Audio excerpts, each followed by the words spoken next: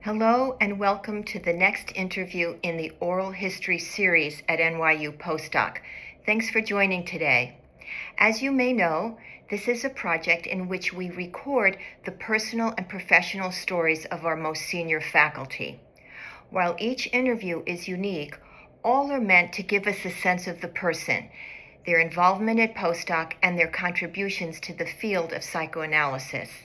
I am Maria Lechich, and today I have the great pleasure of interviewing Dr. Marsha Levy-Warren, who has been part of the postdoc community since the 80s. I had the good fortune of being supervised by her in the 90s when I was a candidate, so it's especially exciting to speak with her today. So Marsha, let's start from the beginning. Tell us a little bit about your early life and how you decided to become a psychologist and psychoanalyst. And tell us a little bit about the factors that you feel influenced you to go into that profession. Let's see. I was the grandchild of 4 immigrants, and I think I grew up with, a very strong interest in other worlds, other cultures. And I started out as a kid in Brooklyn, and then we moved to White Plains, New York, which is where I really grew up, which was a fascinating place to grow up because it was part of the urban renewal project of the 60s. So it was a model city, and it was a very heterogeneous city. And I ended up as a kid in junior high school being bused from a primarily white neighborhood to a black junior high school, where I sat on the bus with my closest friend, who later became my sister-in-law. Oh, really? Yes. Uh-huh. Yes. Anyway, so I grew up in this rather diverse community in which a lot of the civil rights movement was very present in my life, and that definitely influenced something about my interest not only in the world but also in what felt like, what was just, what was a way to think about how we think about what's important. Anyway, I grew up there and then was in high school, the editor of my high school paper, and had in White Plains, and had the privilege of going to the Columbia Scholastic Press Association in the city at Columbia. And one year they had Margaret Mead speaking, and I thought she was incredible. So really what I thought at that point in my life, given my earliest interest in culture, was that I was going to be an anthropologist. And that, when I went off to college, is what I thought I was going to do. Before I went to college, I spent time as an exchange student in India, where I lived with a family and went to school. Where in India was that? It was in south central India, in a place, you might have heard of Hyderabad, which now is like, part of Silicon Valley in India, but I was actually in Secunderabad. Hyderabad was the first city and Secunderabad was the second city. They were twin cities, but Secunderabad no one's ever heard of. And went to school there, which was a very important experience for me because, among other things, there were not a lot of American girls there. And I was an oddity. And so even on the bus, people would sort of poke at me as though I weren't a real person or I weren't a real, whatever. And I had that a very important experience of feeling othered, which I think gave me a sensitivity about, what that feeling, marginalized feeling, is like. Anyway, so when I went off to college, which was another kind of important experience because I was in the first class that had any women at Princeton. And that was another experience of feeling somewhat marginal, feeling like a participant observer in a society that felt very different from how I had grown up. What year is that? That first year was? In 1969. Oh, So I was actually in India when all the political things were going on in the United States in the summer of '68. I wasn't here, which is also kind of interesting. So I heard all about, all that was going on in 1968 in the way of student protest and, police being called out to college campuses and all of that. But I heard about it when I was in India, in a very indirect way. So I didn't have the experience of sort of being in the midst of all that. It was a kind of interesting thing because it felt like a historical event, but not one that I participated in except from afar. But then I entered college, right during the Vietnam War, where there were a lot of student protests, and it was a very, here I was at Princeton, which was historically a pretty conservative institution, but during the Vietnam War, there was a student strike, and everything was stopped for a while, which is a pretty interesting moment in history where I had this feeling of students and young people being empowered to actually do something to make institutional change, which really had a profound effect on me. Were you part of it? Yeah, very much part of it. Yeah, and then.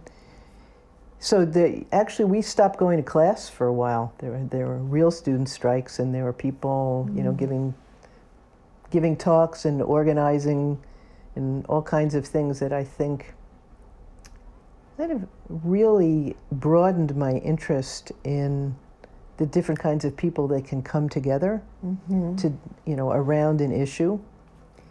And I think what happened over the course of the time I was in college was that my interest in anthropology morphed into an interest in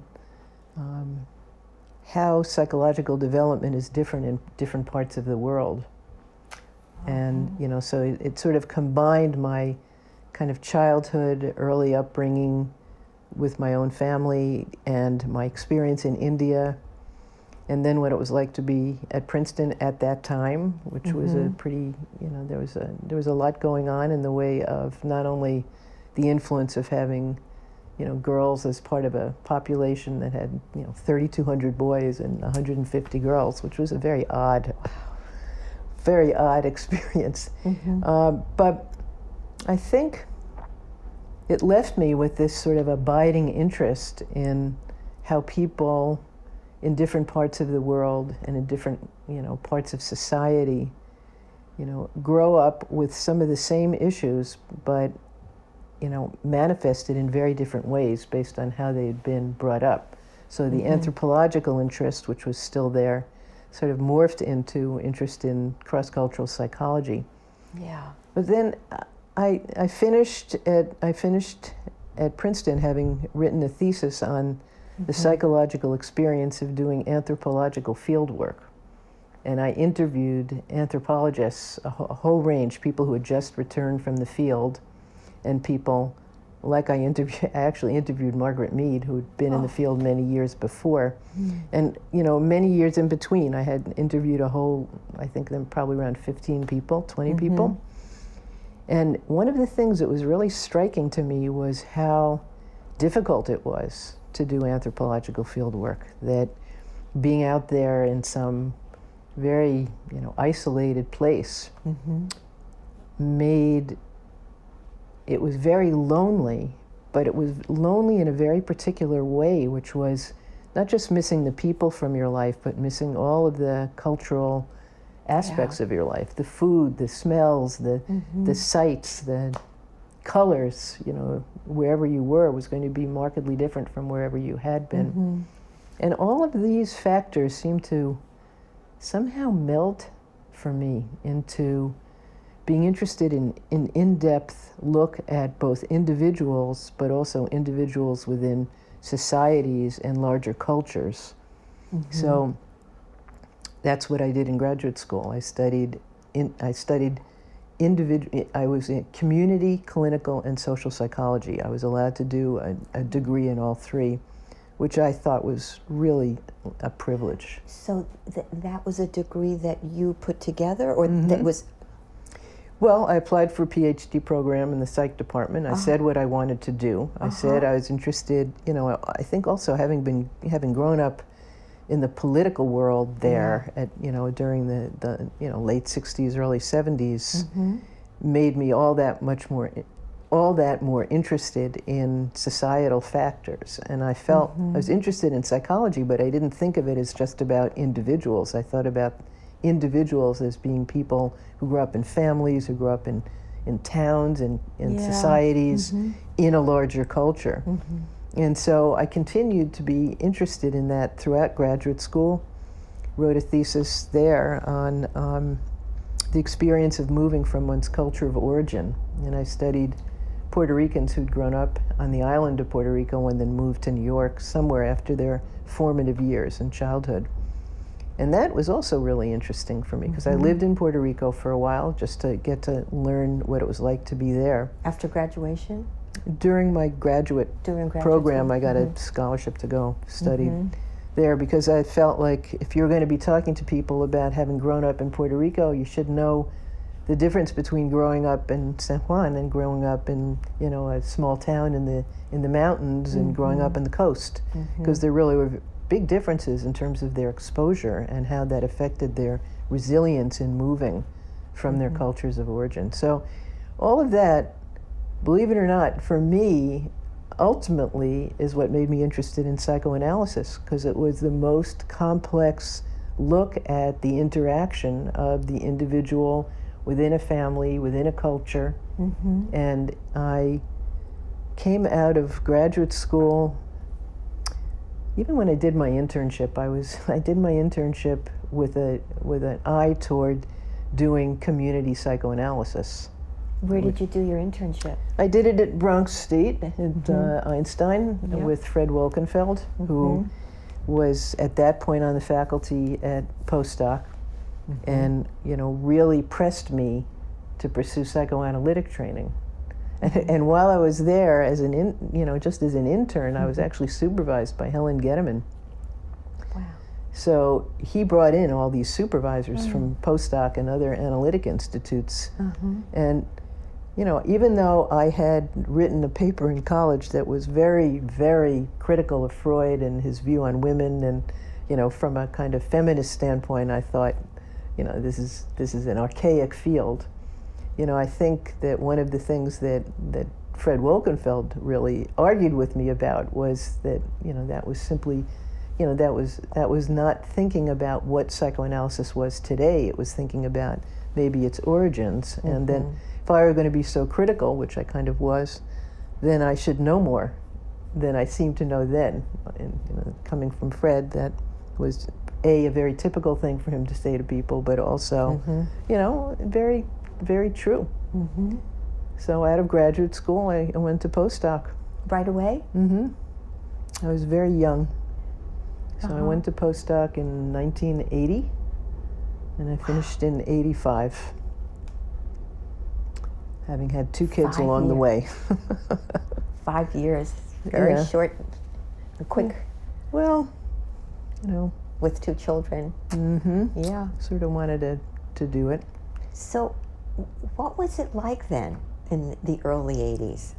At postdoc? Yeah. Let's see, what was it like? There were only 2 tracks, right? Pretty much interpersonal humanistic and Freudian. The Freudian track, it's interesting. I went to postdoc because I felt like it would give me the most latitude in terms of what I wanted. I was still somebody that was very kind of interested in interdisciplinary study. So I felt like I could learn different points of view if I went, which I did. But at that point at postdoc, I would say it was predominantly Freudian. And the training that I got there, which I thought was excellent, really good teachers, but not only the teachers, I felt like the candidates were fantastic. And having taught in a lot of places since then and been in a lot of places, I still feel like the candidates are among the strongest I've ever either been in class with or taught or anything. So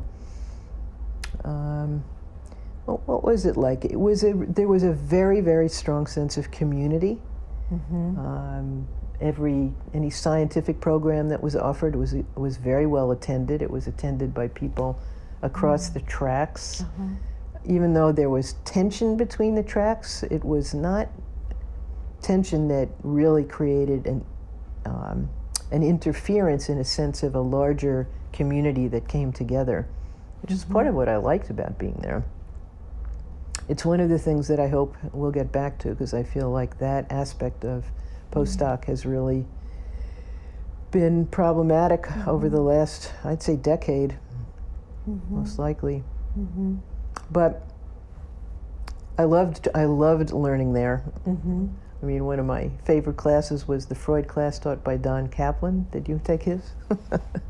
My class had... Who was in it? Yeah, it was a great class. Lou Aaron, Adrian Harris, Jessica Benjamin, fellow candidate, Neil Skolnick, Phil Bonifacio, Gillian Axelrod, I remember, was in it. Maybe Muriel Dimon was in it. It was an unbelievable class. It was fantastic. And Don Kaplan, who'd been teaching this class for a long time, sort of starts the term, I think, a little bit, like, I've done this a million times, not expecting much. And it was like he woke up in this class. He was really into it. Anyway, it was a great experience. And what else would I say about postdoc then? One of the things that was not happening was there was not enough attention, I felt, to issues related to race and religion and gender and sexuality. It was the beginning of that. I was going to ask you, because of your interest in exposure, and there wasn't enough. Was there any? Very little. Very little. Very little. It was within certain classes, but not in the curriculum. And I ended up graduating and coming on the faculty a couple of years later. I was on the faculty in '87, so I was right before the relational track was formed. Significantly before, I think that was actually. 88. Yeah. 88? I thought it was 91. No, 88. 88? Yeah. I mean, I certainly remember. I mean, I knew a lot of the people who were starting the relational track from not only postdoc, but even before, from various things within the women's movement. I knew Jessica, and I had met Adrian and Muriel Dimon. So it was really an interesting thing, the relational track coming, because I had my own, critique of the kind of training that I had had, which was much more classically Freudian, ego psychology kind of Freudian from the 50s, 60s in terms of, analytic neutrality, which was really abstinence and sort of holding back. And I was coming from the perspective of more of a British object relations theory kind of person, and very interested in development right from the beginning, which... I'm interested, when did your interest in development begin? Because it's so much a part of your career. Yeah, my interest in development, I mean, when I was talking about culture, even as a kid, and then going to India, and then being interested in, psychologically, what does it mean to grow up in one place versus another, or one kind of religious background or cultural background, or even, geographically. I mean, it seems like there's certain themes that have recurred for me in terms of my own interests. Yeah. One of them is culture and its influence on development.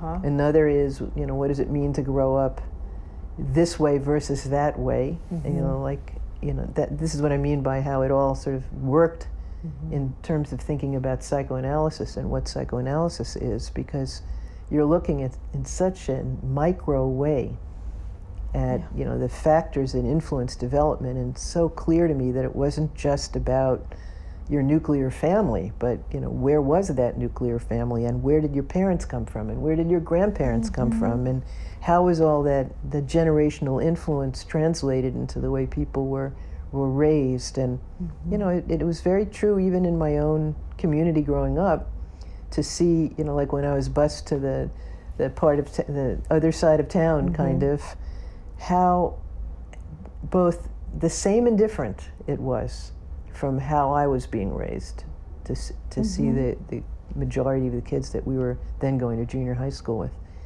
So getting to postdoc, it was a bit disappointing to see that there was very little about race or culture that was, or gender or sexuality, all of which were prominent socially those days, intellectually, but not so much in the curriculum.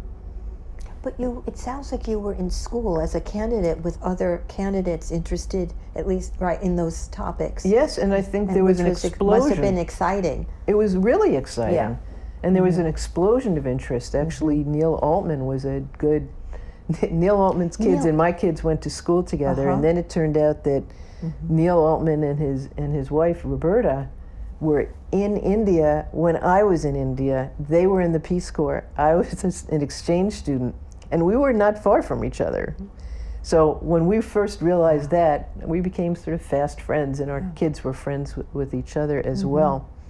Anyway, not long after I graduated from postdoc and then got on the faculty, you asked how I got interested in development. Yeah. One of the things that I was disappointed in my training was this way that we were taught that the formative years were the first 5 or 6, and that things happened then, and it was as though there were no influences after that time, which made no sense to me, especially because I knew how influenced I was by my own adolescence. You know, I saw it, like the influence of what was going on politically in terms of the civil rights movement, and then going to India at that age, and I just knew it profoundly affected who I was and who I was going to be. So it didn't make sense to me to think that, you know, the most important part of development is the very beginning of life. Of course it's important. So you're saying that wasn't represented in the literature in the classroom? Not very much at all. Yeah. No, very little, in fact. And so, you know, I started writing about adolescence very young. I was probably, the first thing I ever wrote was in the 80s. It was about adolescent development. And it was partly because I wanted to think about, you know, what were the things that made adolescent development particularly important. And, you know, it made sense for me because one of the things that's happening in adolescence is that you become more conscious of what's going on culturally, politically, religiously. You know, you have to come to terms with your own sense of what it means to be of this religion or of this background. It's part of identity formation. So, you know, I started really thinking about how adolescence was a perfect thing for me to think deeply about because it represented all of the aspects of development that intrigued me. So culture and religion and ethnicity and gender and sexuality, you know, they're all part of adolescent development. So that's how I, you know, kind of got more deeply involved in that. And then I was asked to, that was why I was asked to come on the faculty, was to teach the adolescence course, which I had been teaching at the Postgraduate Center for Mental Health before this already. So I had experience teaching. So how did the book come about? I mean, you're so well known for the adolescent journey. The book came about mostly from teaching and from my frustration with trying to assign Peter Blos to candidates, who was brilliant, but he did not write very well, and so it was kind of tedious reading. And I felt like his ideas were so alive, I wanted to be able to write about them in a way that was accessible to people. So first I wrote some articles, and then I thought, you know, I should just write a book. I should start by using my syllabus from my course and expand from there. And, you know, and then just thinking about adolescence kind of morphed into thinking about the whole life cycle and the ways in which we continue to develop through life. We were just talking earlier about being grandparents. I mean, that's another developmental experience that's barely been written about. Parenthood was barely written about, and yet all of those things are so fundamental and transformational in terms of our sense of who we are you know, I kind of wanted to think more about it.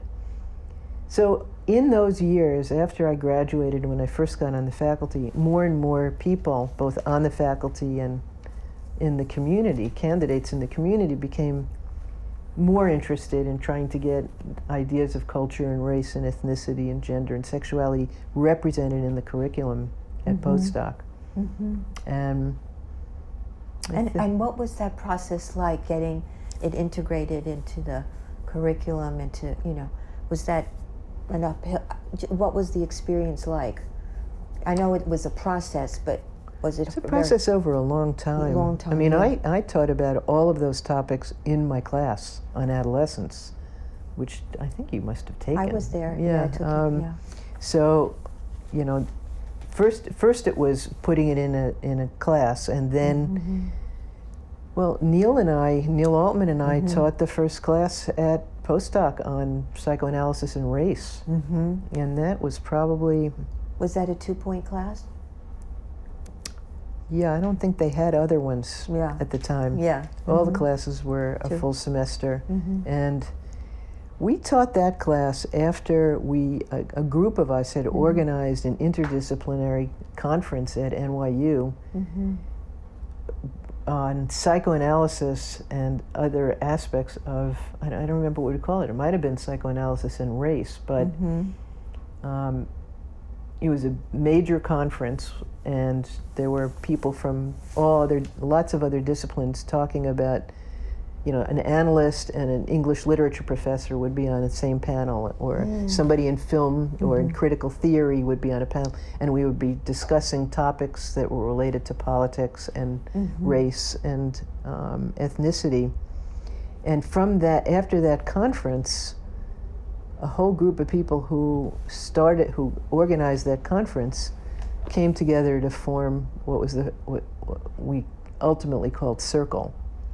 Was that Circle? Yes, that was Circle. That was the committee, and I remember it started with fewer words in it.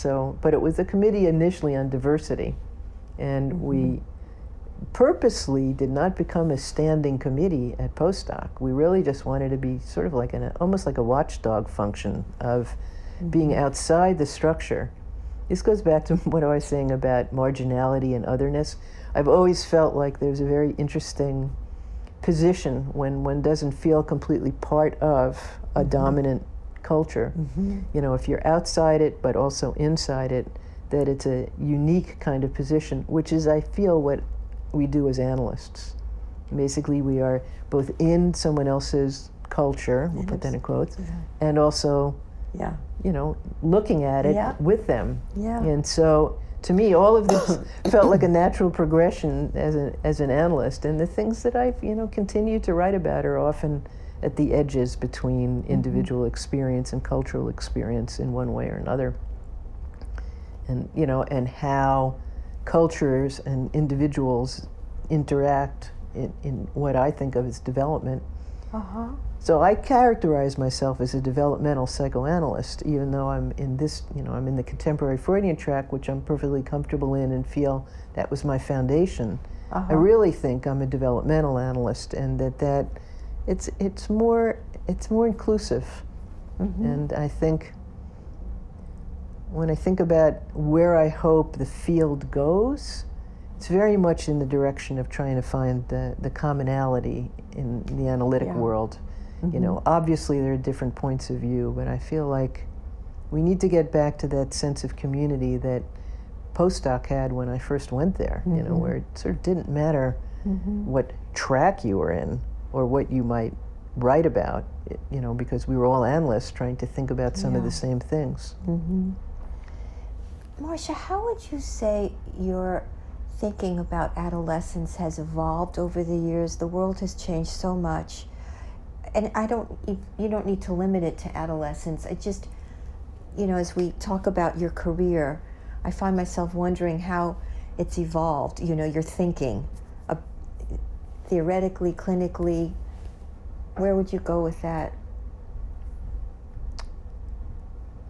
I would say that it's fun to look at adolescents because I think they reflect, as a group, as a cohort, in terms of the life cycle, they reflect more of what's going on in the world at large more immediately and more articulately than anybody at any other age. I still feel that way. So, for example, like what does anything? Well, like something like look at social media, or Yeah. look at the influence of the internet altogether on development, and what are the things like, I've been someone that's gone and talked at schools my whole life. What are how have the questions changed? And I would say the questions now are very much about what do I do about my kids' use of the internet? What do I do? How do I get them off the phone? Should we take their phones away? Should schools do that? It's very much about the internet and the world of the virtual, which wasn't even a thing when I was raising my kids. I remember when my son asked for a beeper for the first time, a pager. Remember those? Oh, I do. That, and that even when there were telephones, there were those big things that folded open. You wouldn't stick them in your pocket, that's for sure.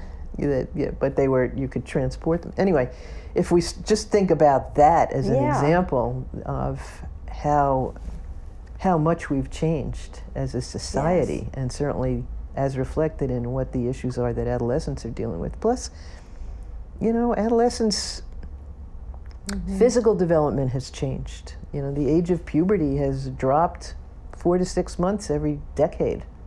So Is it kids like are 9 literally now? developing young. Beg your pardon? Does adolescence start at 9 now, or is that? The average age of puberty for girls is somewhere around 11 and a half, 11, and there's okay. a 2-year standard deviation. Okay. So it's within it's within the norm for a 9.5-year-old girl to get her period, and boys are usually about a year and a half later, on average. So so I think all of these things have affected development enormously. Earlier puberty, much more exposure to stimulation of all kinds through social media. Kids have access to images that kids did not have earlier. Earlier in history. So they're seeing things, sexuality and violence much more than would have been true a long time ago, and it's affecting what they think about and how they think about themselves. I also think the whole issue of gender and sexuality is just markedly different from how it used to be. It's there's much more fluidity, much more of a sense that you can choose rather than having something just kind of bestowed upon you. So that affects a lot of kids. And I don't think it's just kids. I think it also reverberates throughout the life cycle. I think people are living longer. We're just talking about colleagues who are 100 or 95 or whatever they are, and I think it affects, when people think that affects the relationship to marriage and partnership in general, to think about how long we're talking about being with somebody. If you're talking about a lifetime with somebody, there's just so much going on in every generation. Looking now at what's going on among 40-year-olds, what's going on among 50-year-olds, the issues that come up in treatment and so forth are, I think, very different and very much affected by living longer and what kinds of things seem possible in the way of even family structure, or, subject like polyamory never came up until, at least in my practice, until maybe 10 years ago, About maybe 10 15 years ago. Yeah. So this is what I mean. I think things have changed a lot. And I think that back to psychoanalysis, I feel like psychoanalytic training, has really got to be taking many of these issues into account in terms of how we think about all of what we were just talking about, the internet and sexual development, gender development, cultural development, I think cultural you've written difference. about this, haven't you? I have written about it, and I tend to be reactive to things that are coming to me for either in my office or for political reasons. Like, I certainly remember not so long ago, the first time Trump was elected, writing an article on hatred, because I was seeing so many people who were talking about feeling like the objects of hate and being fearful about it. And so I wanted to think about what would that mean? What would it mean to grow up as a child feeling like you were inevitably going to be the object of hatred and prejudice? You know, how does that affect you? And then, more importantly to me, how do we help kids to be resilient? So, I mean, that's a subject I have continued to come back to. Even my resilience. PhD thesis was on, you know, how do people remain resilient in the face of the tremendous upheaval of moving from a culture of origin, you know. So I think, I'm sure there are reasons that have to do with my own childhood that make resilience an important topic, but, you know, resilience and culture and social influence, I think, and how they affect development have just always been there for me. You know, Marsha, I'm very grateful that you're here talking with us about your career. I wonder if you have any thoughts, recommendations for our candidates at Postdoc, ones that are sort of at the beginning, relatively speaking. Okay, I would recommend to our candidates that they make sure that they get a foundation in real psychoanalytic history and theory. So everybody should read Freud. Everybody should read about development. Everybody should really read about who were the people in England that were working in psychoanalysis and in other parts of Europe. They should know as much as they can, because a lot of the divisiveness that I've seen in the last several years is really, in some ways, it's not an informed divisiveness. There's not a way, and there's a lot of criticism that's not based on what actually has been part of psychoanalysis for many, many years. As though there haven't always been people writing about, you know, issues of marginality, for example. So I would say get steeped in how psychoanalysis became what it is today and look at the trajectory from early psychoanalysis to today. And the other thing that I feel is extremely important is that candidates really expose themselves to what's going on around the globe. You know, so I mean, in my own background, I've really pursued becoming part of the International Psychoanalytic Association, and really I have learned so much from colleagues around the world, and so much about how different it is to practice psychoanalysis in China or Brazil or Scandinavia, you know, or the Ukraine than it is in New York City, and how we need to think about psychoanalysis in that kind of global way. And that brings in a question that, you know, I spent 4 years on 2 task forces trying to study, which is, you know, what's the difference between working virtually and working in person? Or, you know, is working virtually adequate in terms of what happens, you know, in the analytic process? And how do we know? How would we evaluate that? Are there principles, guidelines that we should have to think about those kinds of issues? So I would really encourage candidates to go to meetings that, you know, that really have representation from different parts of the world. Because I'm really hoping to see our field and our postdoc community cohere around how psychoanalysis in 2026 can be different from what it had been, but also is a continuation of what it had been, and to look at psychoanalysis as a tool also for understanding issues of social justice and injustice, you know, which, I mean, I've certainly spent my life thinking a lot about these issues, and I feel like we have a lot to bring to some of the conversations out there, and I think we should be trying to do more of that. And I think a lot of the ways in which the curriculum is changing and has changed at Postdoc reflects the interest of candidates in some of these larger issues. And I think that's the way things need to go. Yes, right. So to make sure that they take foundational courses and also these more current classes. Foundational courses and history of psychoanalysis courses so they understand that, you know, Yeah. where some of the issues that are coming up today have been addressed before and how they've been addressed. I mean, sometimes candidates will get distressed, understandably, by some of the language that was used in early psychoanalysis, but that is a product of its time. It's contextual. And the ideas, even in, you know, things that were written many, many, many years ago, like you take a book like, or Helena Deutsch, for example, wrote 2 volumes on girls and women and development.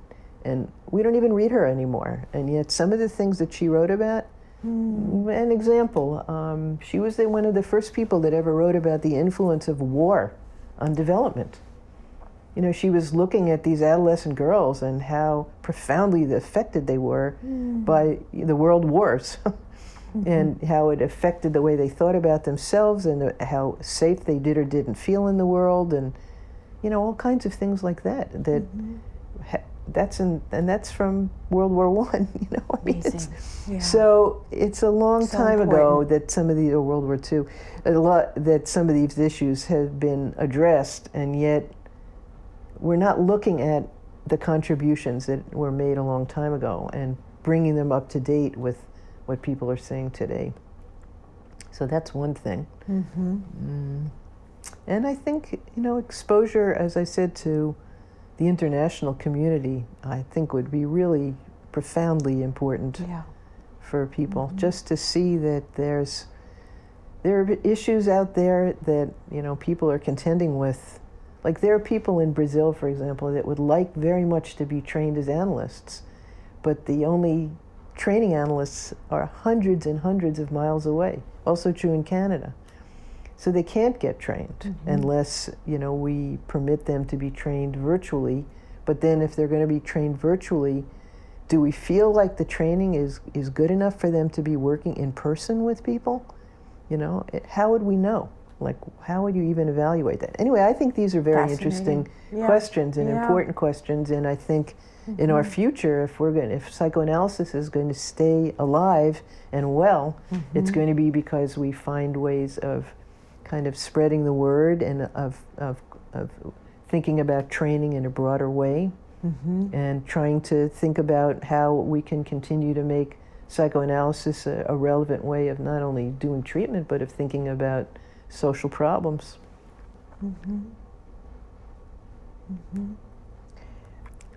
Marsha, is there anything else that you would care to share with us that we haven't covered so far?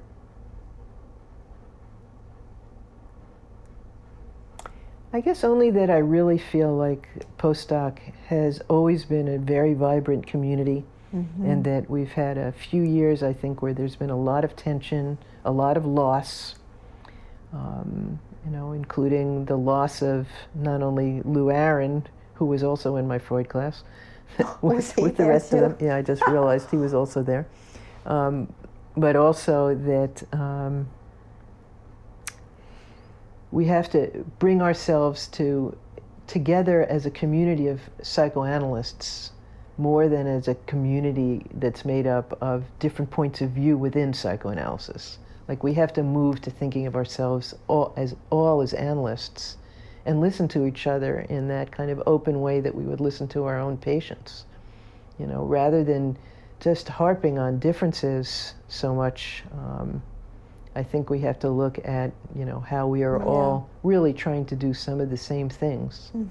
I really appreciated Fred Pine's point of view about psychoanalysis, because his point of view was that we need to be cumulative. We need not to think about, you know, one thing replacing another, or pluralism, you know, but more that we've accumulated wisdom over many years, you know, and keep incorporating different points of view in the field of analysis rather than thinking of them as warring factions within psychoanalysis. And it reminds me of Thomas Kuhn's book on theory of scientific revolution, with whom I studied in college, where, you know, he talked about paradigmatic change emerging from, you know, conflict within a field. And I feel like we are at the edge of the potential for real paradigmatic change, to reconnect as a field, and I really hope that's the direction we go in. Do you feel that the tracks have been responsible for some of that? I don't think that candidates coming in now really have any sense of why we have tracks, because in teaching, I teach in the first year class and helped organize it for many years, and I see people are coming in and they're coming in affiliated already, and it's sort of like, I feel like saying to them, look, you've come here to study psychoanalysis, give yourselves a chance to remain open to what resonates for you, what works for you in terms of theory, like, what kind of psychoanalytic identity works for you. Don't think of yourself so much as predefined by a track system that's already, it's kind of archaic, but the track system is, in my mind, the track system is a little bit like a department in any university. If you have a history department, there's some social historians, there are cultural historians, there are economic historians, there are all kinds of historians, but it's a history department.